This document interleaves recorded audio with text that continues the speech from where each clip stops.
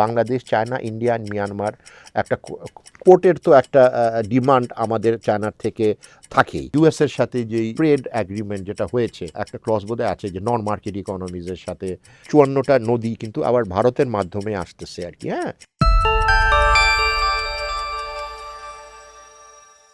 গণ অভ্যুত্থানের পর নির্বাচিত সরকারের প্রধানমন্ত্রী তারেক রহমানের বিদেশ সফর ঘিরে ছিল জনগণের প্রবল আগ্রহ।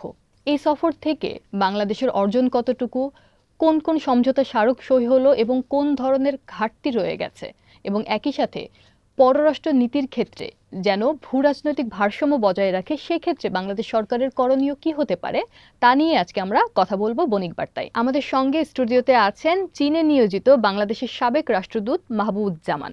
আমরা তার অভিজ্ঞতার আলোকেই প্রধানমন্ত্রীর সাম্প্রতিক সফর নিয়ে কথা বলবো। সম্প্রতি প্রধানমন্ত্রী তারেক রহমান দায়িত্ব নেওয়ার পর প্রথম বিদেশ সফর হিসেবে গিয়েছিলেন মালয়েশিয়া এবং চীনে। এবং যেহেতু আমাদের ভূ রাজনীতির একটা বড় অংশীদার ভারত আছে, তো সেই জায়গায় মানে সেই প্রেক্ষাপটে ভারতে না গিয়ে মালয়েশিয়া এবং চীনকে প্রথম সফর হিসেবে বেছে নেওয়া নিয়েও নানা আলোচনা হচ্ছে। কূটনৈতিক অভিজ্ঞতা নিরিখে এই দুটো সফরকে আপনি কিভাবে পর্যবেক্ষণ করছেন? আমি ব্যক্তিগতভাবে মনে করি এবং অনেকেই হয়তো মনে করে যে এটা একটা একটা স্ট্র্যাটেজিক একটা মুভ এবং এটা একটা অ্যাগ্রেসিভ একটা পুশ, যে আমাদের ইকোনমিক যে ডিপ্লোম্যাসি যেটা সরকারের, তো সরকার তো বলেইছে যে আমাদের ধরেন একটা সবার আগে বাংলাদেশের একটা আছে প্রায়োরিটিস বা অবজেক্টিভস, আমাদের নিজেরটা আমরা নিজেরাই যাচাই বাছাই করে আমরা অবজেক্টিভ প্রায়োরিটিসগুলো ঠিক করব এবং ফরেন পলিসির একটা রিওরিয়েন্টেশনও হচ্ছে এবং এটা একটা মেসেজ বা একটা বার্তাও দিল যে আমরা উইল পারসিউ ইন্ডিপেন্ডেন্ট একটা পলিসি। তো সেই উদ্দেশ্যে বা সেই আঙ্গিকে আমি বলবো যে এটা একটা কিন্তু রিওরিয়েন্টেশনও হচ্ছে অফ দ্য ফরেন পলিসি। এই যে ইকোনমিক পলিসির বা ইকোনমিক ডিপ্লোম্যাসির নিরিখে যে আমরা আমাদের অবজেক্টিভ বা প্রায়োরিটিসগুলো ডিটারমিন করব। সুতরাং এটা ধরেন মালয়েশিয়া, তো আমি যদি একটু এগিয়ে যাই বলতে পারি যে একটা আমাদের জন্য একটা বড় একটা শ্রম বাজার এবং অনেক দিন ধরে এটা একটা স্থবির অবস্থায় পড়ে আছে, মানে খুবই একটা রিডান্ডেন্ট অবস্থায়। তো এটাও একটা রিএনার্জাইজ করার একটা মানে প্রয়োজনীয়তা, একটা সুযোগ ছিল আর কি। তো তারপরে আমাদের মালয়েশিয়ার থেকে যে এই সফরের একটা বড় অর্জন ছিল, এটা অবশ্য পরবর্তীতে আবার আসতে পারে। আমি তবুও বলে রাখতেছি যে এই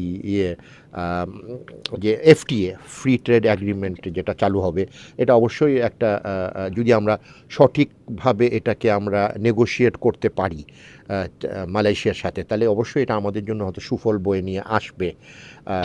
তো আবার এদিক দিয়ে আর্টিফিশিয়াল ইন্টেলিজেন্স, তারপর এনার্জির সেক্টরের উপর ইনভেস্টমেন্ট, হালাল ইকোনমি, এগুলো তো চলে আসছে। তো এটা একটা পজিটিভ একটা দিক হিসাবে আমি দেখছি। আর ওদিক দিয়ে দেখেন, চায়না তো আমাদের একজন বড় একটা ডেভেলপমেন্ট, আমাদের পার্টনার। হ্যাঁ, ইনফ্রাস্ট্রাকচার, আর্টিফিশিয়াল ইন্টেলিজেন্স, তারপরে রিনিউয়েবল এনার্জি, তারপরে এই আমাদের বিভিন্ন ধরনের ইনফ্রাস্ট্রাকচার বিল্ডিং, সেগুলাতেও আমাদের চায়না একটা বড় একটা অংশীদার। তো সেই হিসাবেও চায়না ভিজিটটা অবশ্যই মানে প্রয়োজনীয় এবং ইম্পর্টেন্ট ছিল আর কি। মালয়েশিয়া এবং চীন দুটি রাষ্ট্রই আমাদের জন্য খুবই গুরুত্বপূর্ণ। যদিও চীনকে ঘিরে বেশি মনোযোগ ছিল, বা চীনের সফরের সময়সূচিও বিস্তর ছিল, এবং চীনের সঙ্গে আমাদের প্রায় 17টি সমঝোতা স্মারক সই হয়েছে। এই যে সমঝোতা স্মারকগুলো সই হয়েছে, সেটা অবকাঠামো কিংবা উন্নয়ন বা বাণিজ্য ঘাটতি কমনে সব কিছু নিয়েই।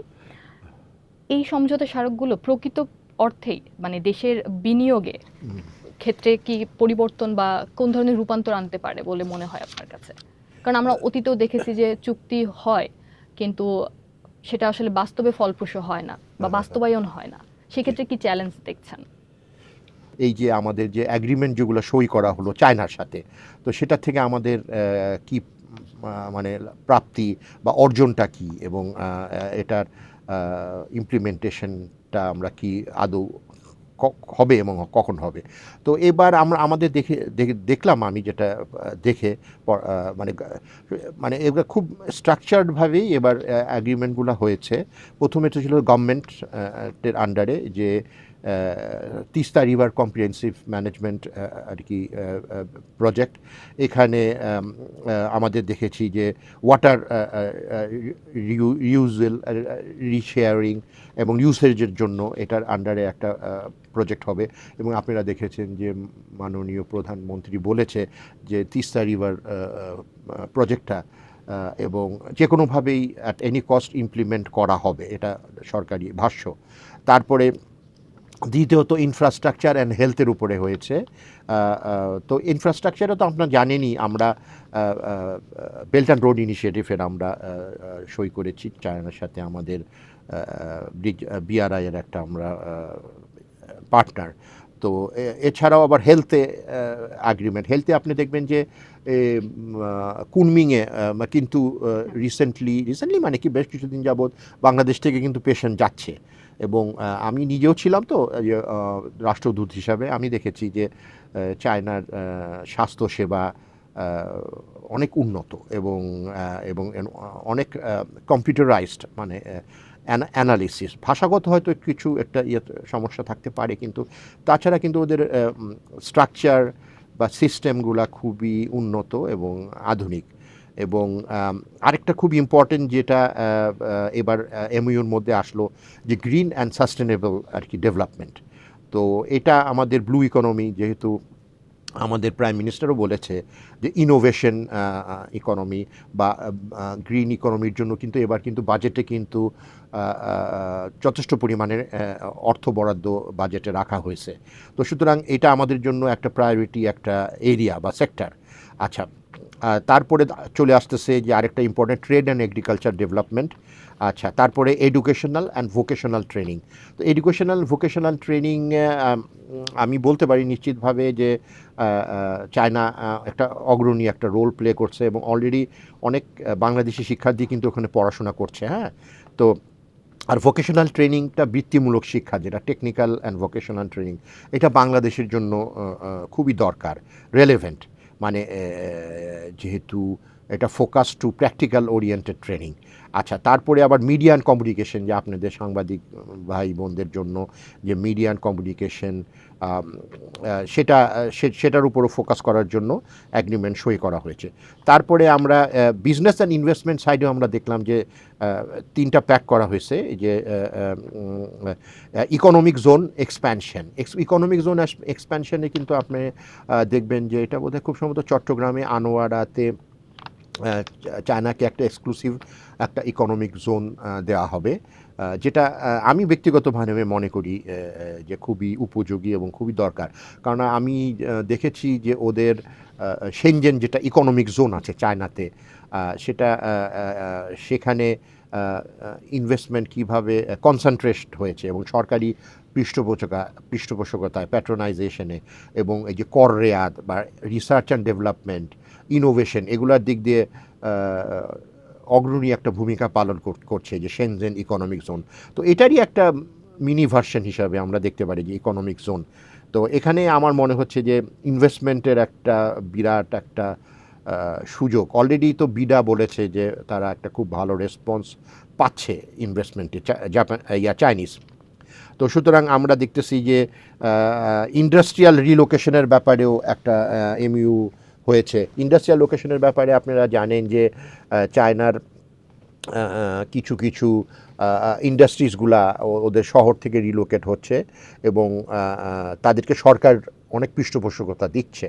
তো সুতরাং চায়না তো একটা ভ্যালু অ্যাডেড বা একটা সাপ্লাই চেনের একটা বিরাট রোল প্লে করে আর কি, এবং সুতরাং তারা এই অনেক ইন্ডাস্ট্রিজগুলা বিভিন্ন দেশে রিলোকেট করছে।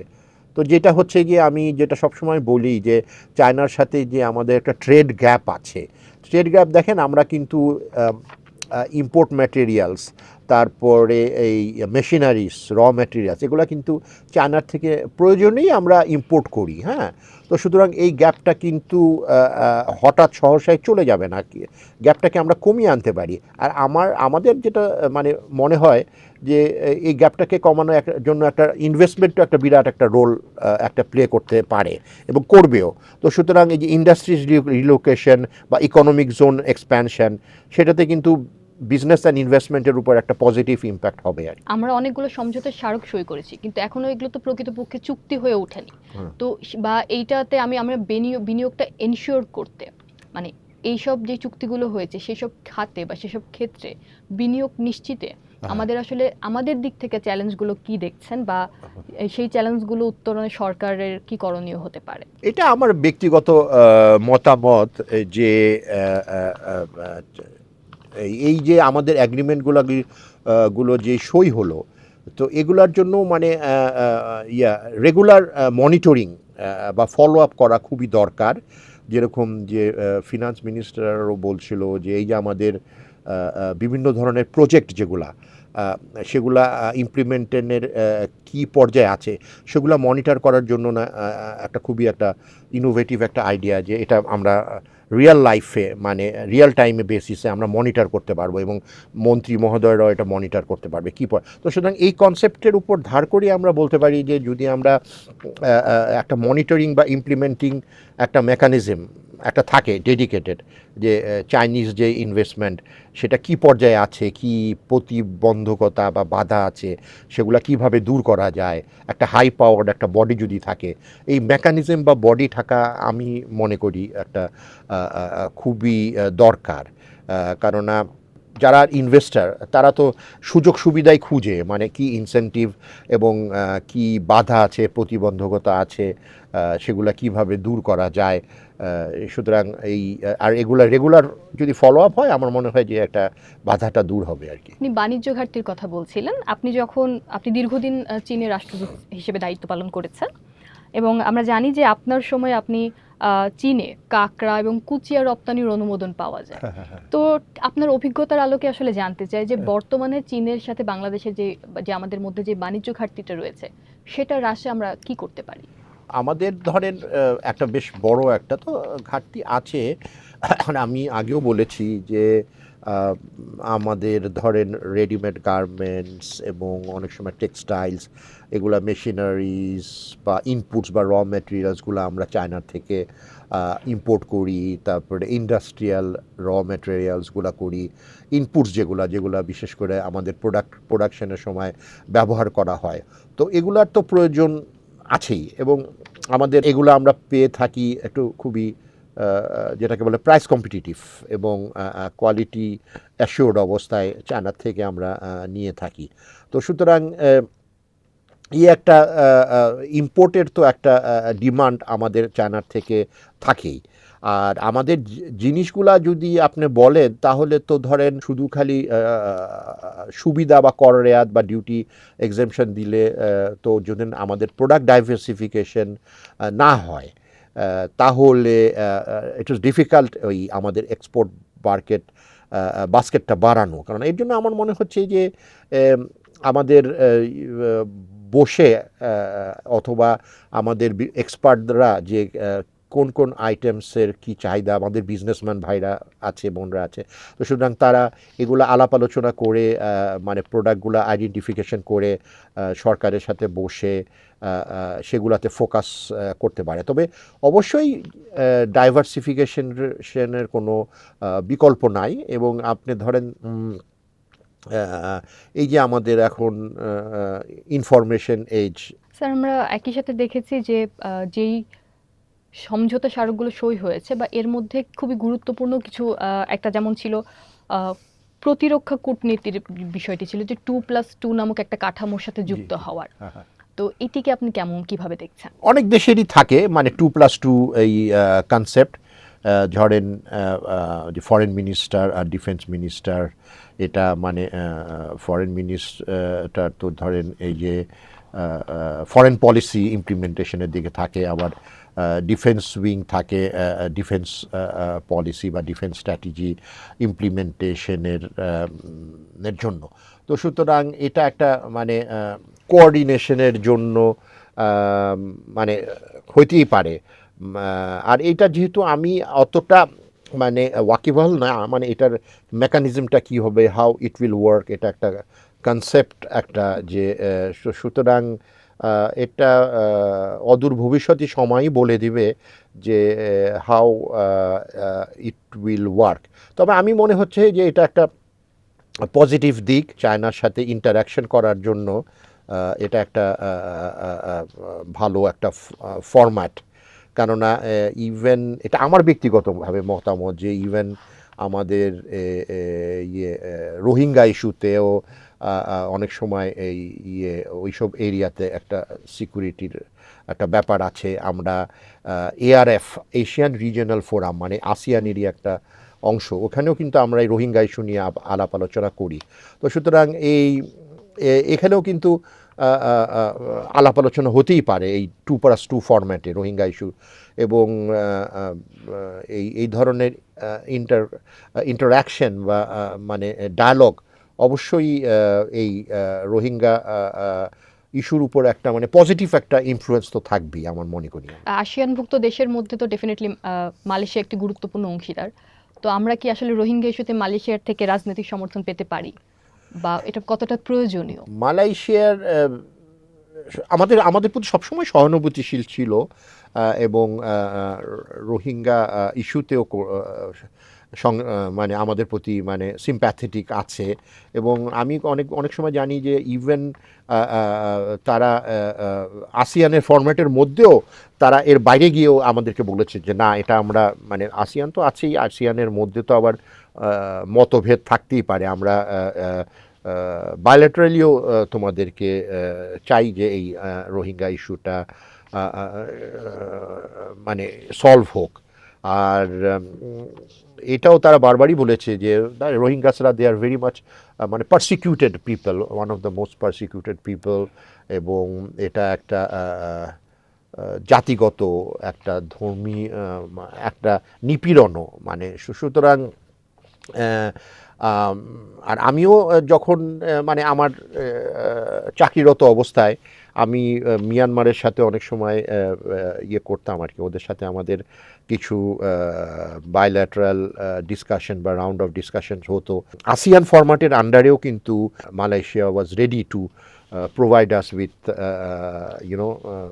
encouragement, support, কেননা এটার আন্ডারে একটা AHA আছে, আসিয়ান হিউম্যানিটেরিয়ান অ্যাসোসিয়েশন বোধহয়, তারাও কিন্তু মোটামুটি ইন্টারেস্টেড ছিল যে এই যে রোহিঙ্গা যারা আছে বাস্তুচ্যুত, মানে ফোর্সিবলি ডিসপ্লেস মিয়ানমার ন্যাশনালস, এরা এদেরকে ধরেন এরা তো ফুড, ক্লোদিং, শেল্টার্স নাই এদের খুবই একটা মানে এগুলো একটা নিডস অ্যান্ড ডিজায়ার্স। আর বাংলাদেশ থেকে তো আমরা করছি আমাদের, বাট আমাদের তো একটা রিসোর্স কনস্ট্রেন্ট তো একটা আছেই, এবং আস্তে আস্তে যে জয়েন্ট একটা রেসপন্স প্ল্যানেও আমরা আশানুরূপ অনেক সময় এই যে বিভিন্ন ধরনের এই ডেভেলপমেন্ট পার্টনার্সদের থেকে ওই রকম পাই না, তখন আমাদের তো মালয়েশিয়ার শ্রমবাজার বাংলাদেশের জন্য খুবই গুরুত্বপূর্ণ, যদিও এখন পর্যন্ত সেটা বন্ধ আছে, এবং একই সাথে মানে মালয়েশিয়ার সাথে এক ধরনের ফ্রি যে মুক্ত বাণিজ্য চুক্তি সেটা নিয়েও আলোচনা হয়েছে।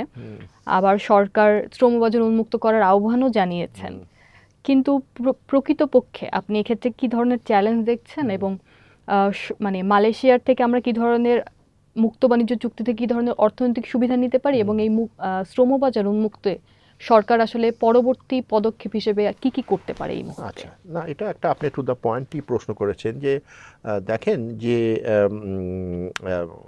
মানে মালয়েশিয়াতে অনেকদিন ধরেই একটা স্টল বা থমকে ছিল এই যে শ্রমবাজারের ব্যবস্থাটা, এবং এটা ওই যে বিভিন্ন ধরনের অব্যবস্থা, একটা সিন্ডিকেশন, এক্সপ্লয়টেশন, এগুলোর ফলে থমকে গেছিলো। তো সুতরাং আমি যেটা বলবো যে বাজারের কথা আলাপ হওয়ার ফলে এটা মানে বিরাট একটা কিছু না, মানে এটা একটা মানে আমাদের ধরেন আমি একটু কশাসলি অপটিমিস্টিক, মানে এটাকে ইমপ্লিমেন্ট করতে হলে একটা প্রসেসের মধ্যে দিয়ে যেতে হবে। এবং আনোয়ার ইব্রাহিম মহোদয়ও বলেছে যে আমাদের এটা একটা আস্তে আস্তে একটা প্রক্রিয়ার মধ্যে যেতে হবে, যে মনিটর করতে হবে হাউ ইট ইজ ওয়ার্কিং, এবং এটা একদিনে হবে না। হ্যাঁ, তো সুতরাং এটাতে ধরেন অনেকে হাইপ করে যে না সব কিছুই বোধহয় সলভ হয়ে গেল, রাতারাতি তো আর হবে না।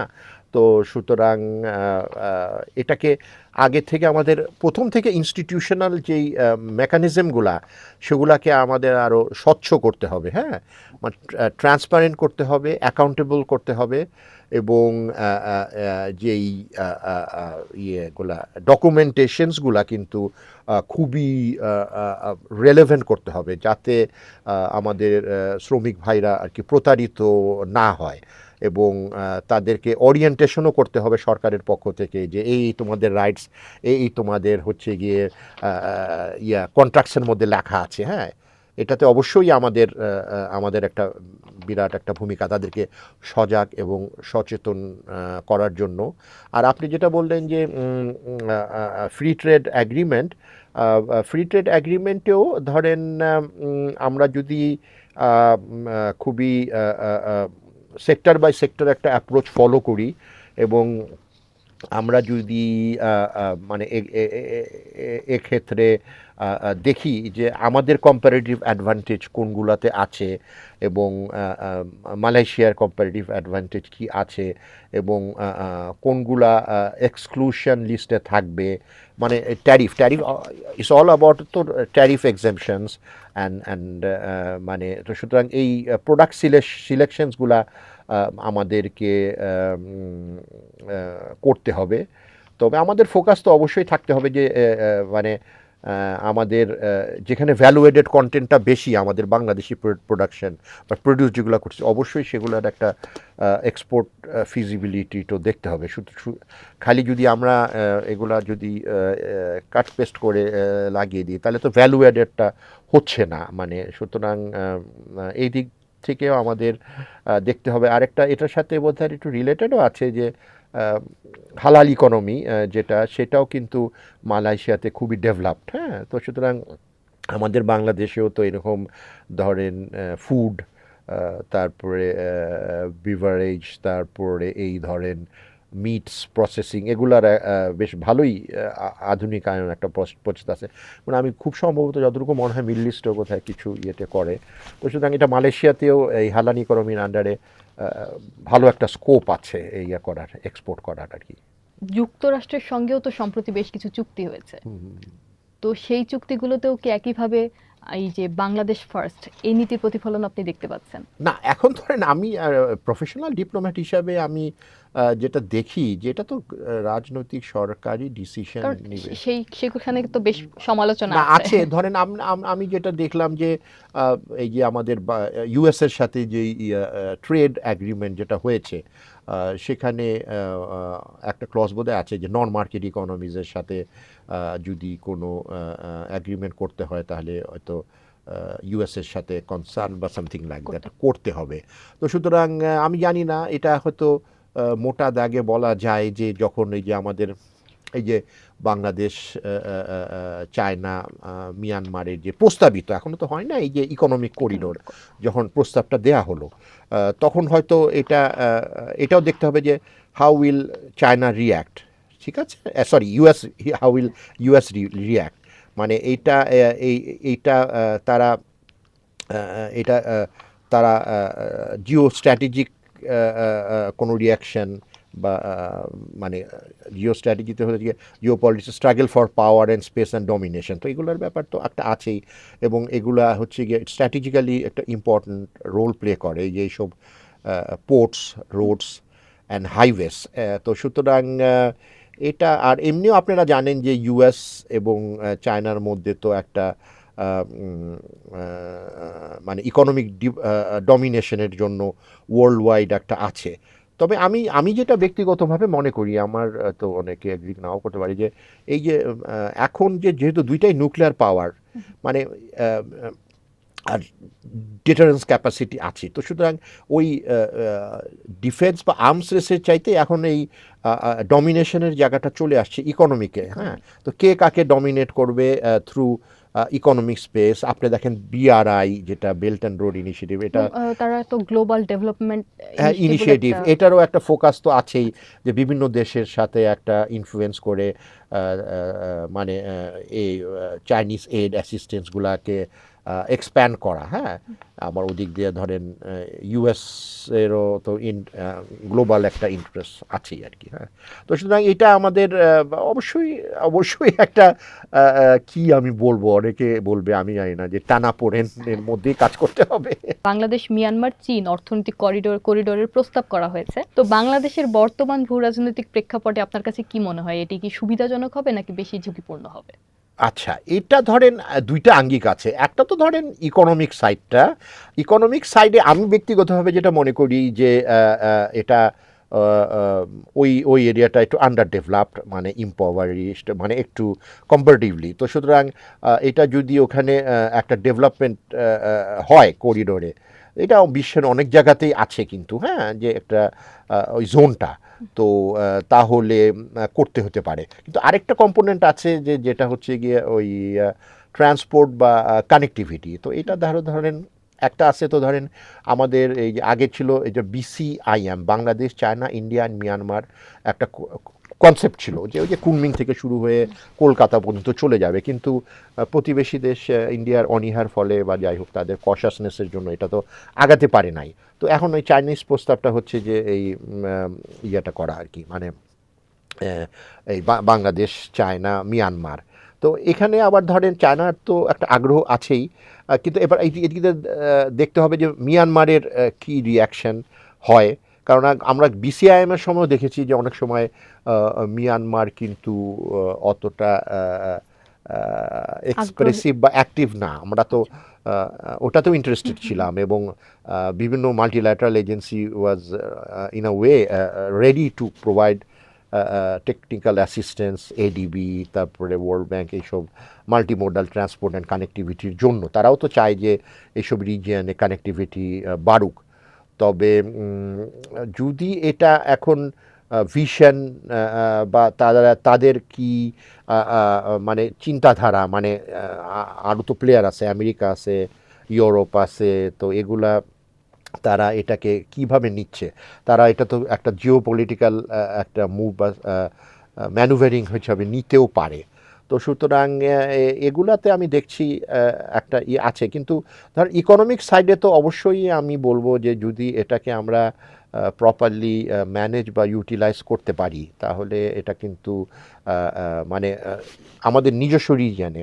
এবং আরেকটা হতে পারে যে চাইনিজ ইনভেস্টমেন্ট ধরেন বাংলাদেশে এই আমাদের করতে হবে, কারণ আমাদের ধরেন এক্সপোর্ট ইম্পোর্ট তো একটা গ্যাপ আছে। তো সুতরাং ইনভেস্টমেন্ট যদি হয় চাইনিজ এই বাংলাদেশ এরিয়াতে, তাহলে অবশ্যই বাংলাদেশের জন্য এটা ভালো হবে। কিন্তু আরেকটা দিক আছে যে এই যে ট্রান্সপোর্ট কানেক্টিভিটি, তো সেইটা আবার অন্য আঙ্গিকে। তো এটা তো এখন মানে ডিসাইড করতে হবে এই যে গভর্নমেন্টকে, যে অ্যাক্সেস বা করিডোর, এই কানেক্টিভিটিটা চিন্তাধারাটা, মানে এটা তো বিভিন্ন অ্যাক্টার্সরা ইনভলভড আর কি। সর্বশেষ আপনার কাছে যেটা জানতে চাই, যেহেতু ভূ রাজনৈতিক প্রসঙ্গটি এসেছে এবং আমরা দেখেছি যে তিস্তা মানে চীন সফরে সবচেয়ে বেশি একটা গুরুত্বপূর্ণ আলোচিত বিষয় ছিল হচ্ছে তিস্তা মহাপরিকল্পনা। কিন্তু আমরা জানি যে তিস্তা মহাপরিকল্পনা দীর্ঘদিন থেকে ঝুলে থাকার পেছনে বড় একটা কারণ ভারতের অনীহা। তার মানে এখানে বড় একজন অংশীদার ভারত। তো এই যে বাংলাদেশ এবং চীনের মধ্যে যদি তিস্তা মহাপরিকল্পনাতে কোনো ধরনের অগ্রগতি হয়, সেক্ষেত্রে ভারতের প্রতিক্রিয়া কী হতে পারে? এবং এর আলোকে জানতে চাই যে ভূ রাজনৈতিক ভারসাম্য বজায় রাখার জন্য বাংলাদেশের কি করণীয়? আচ্ছা, ধরেন এইটা আপনি তো লক্ষ্য করবেন যে প্রাইম মিনিস্টার তো সংসদেও বলেছে যে the Teesta comprehensive river water management project will be implemented at any cost. তো এটা একটা ক্লিয়ার একটা বার্তা কিন্তু, যে গভর্নমেন্ট কোনো বাধা মানবে না আর কি। হ্যাঁ, তো সুতরাং কে কী পছন্দ করলো বা না করলো, সেটার চেয়ে বাংলাদেশের প্রায়োরিটি বা ইন্টারেস্টটা প্রাধান্য পাবে। তো তো এটা তো একটা আছেই। আর আমাদের ধরেন এই যে চাইনিজ এইড অ্যান্ড অ্যাসিস্ট্যান্স, অবশ্যই আমাদের এটা একটা পজিটিভ একটা ইম্প্যাক্ট করবে, কারণ এই যে ধরেন এই যে মানে আমাদের রিভারের ড্রেজিং ডেপথ এগুলো তো দরকার আছে, এটা একটা কন্টিনিউয়াস প্রসেস এবং বিভিন্ন জায়গায় আমরা ড্রেজিং করছি, তো এই যে পানির ডেপথ কমে যাচ্ছে এটার পরেও কিন্তু ফ্লাডিং হয়, তারপরে নদীর গতিপথ ডিলেড হয় বা ডাইভার্টেড হয়। তো এটা তো অবশ্যই চায়নার একটা এক্সপার্টিস আছে, আমি দেখলাম তারা গর্জিয়াস রিভার ওইখানে তো ড্যাম করে মানে 30,000 প্লাস মেগাওয়াট তারা ইম্পোর্ট করছে জেনারেশন অফ ইলেকট্রিসিটি। তো এগুলো তো তাদের কাছ থেকে আমাদের দেখার বা শেখার অনেক বিষয় আছে, এবং তারা কিন্তু অনেক সময় যে পানিগুলা ন্যাচারাল ফ্লোটাকে অবস্ট্রাক্ট না করে পানি বিভিন্ন সোর্সে নিচে দিয়ে পাইপের মাধ্যমে নিয়ে যাচ্ছে আর কি, হ্যাঁ, যাতে ইরিগেশন হয়। তো এগুলো আমাদের একটা শেখার একটা বিষয় আছে চায়নার কাছ থেকে। তো কিন্তু আরেকটা দিক আছে যে যেহেতু ওই যে 54টা নদী কিন্তু আবার ভারতের মাধ্যমে আসতেছে আর কি, হ্যাঁ। তো আমাদের তো সমস্যা হচ্ছে কি ড্রাই বা লিন সিজন ফ্লো। তো তো এখন ভারতে যদি এই ন্যাচারাল ফ্লোটা মানে ইন্টারন্যাশনাল ওয়াটার কোর্সটাকে অবজ্ঞা করে যদি এটাকে ফ্লোটাকে অবস্ট্রাক্ট করে, এবং আমাদের তো এই যে জেআরসিতে আলাপ আলোচনা যেটা হতো যে আমরা ধরেন sharing of the water river, তো এটা তাহলে তো আমাদের ডিফিকাল্টি সিচুয়েশন একটা রয়েই যাবে আর কি, যে আমাদের পানি পাবো না ড্রাই সিজনে, যে এবং বর্ষার সময় হয়তো ফ্লাডিং হইতেও পারে যখন বাঁধটা হয়তো খুলে দিল বা কিছু। তো সুতরাং আমাদের ইন্ডিয়ারও দরকার একটা তাদেরকে ইন্টিগ্রেশন করা এবং তাদের কাছ থেকে এই টোটাল ওয়াটার অ্যাভেলেবিলিটি ডাটা স্ট্যাটিস্টিক্সগুলা, যে তাদের ক্যাচমেন্ট এরিয়াতে যে এরকম ব্রহ্মপুত্র বা ওইসব এরিয়াতে টোটাল তাদের পানি অ্যাভেলেবিলিটি কত, হাইড্রোলজিক্যাল গ্রাফ সার্ভে, এগুলো তো জিআরসির ম্যান্ডেট, এগুলো জিআরসির মধ্যেই আমাদেরকে কিন্তু সরব হয়ে আমাদেরকে মানে আমরা চাইতে পারি যে ডাটা ইনফরমেশন আর কি।